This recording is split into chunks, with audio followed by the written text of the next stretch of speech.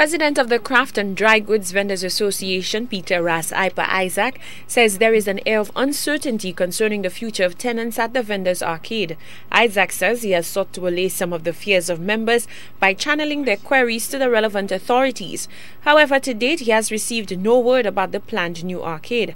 According to Isaac, vendors feel they are being excluded from deliberations and their concerns are of no consequence to SLASPA or the CCC, the bodies with oversight on the project. We are hearing from officials and people from reliable sources from these said areas, statutory body like the Casper City Council and the Ministry of Physical Planning, that vendors would be relocated soon. They would be put into some kind of factory shell, and there would be no renovation of the Vendors Arcade, but they would be trying to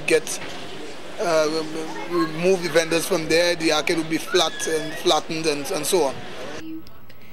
Deputy Town Clerk Von Louis Fernand says he has not received the letter that was copied to the media and Planning Minister Richard Frederick. He nonetheless agreed to make a statement. Louis Fernand says while plans for the waterfront are not set in stone, vendors can rest assured they will be part of the process. The arcade, the Printree, the corridor down through Constitution Park, that is part of the big vision plan. That will also embrace the boulevard and so on. But the first initiative on the ground really is to do something with the arcade to ensure that we can have something that is proper, something modern, a structure that is really befitting our tourism industry.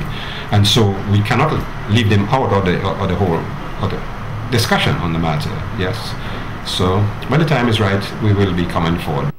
Furthermore, Louis Fernand says preliminary discussions were held with vendors over a year ago and they were informed that they would be relocated at some point. Let it be known that we have had preliminary discussions with members of the Arcade Association to the effect that something will be happening there, and we have started, the search for alternative sites for them, at least temporarily. Louis Fernand says although vendors have resisted relocation thus far, they need to look at the big picture and factor in long-term gains. He says the planned development would benefit the entire island, including vendors. Lovely St. Amy reporting for the HTS News, Channel 4.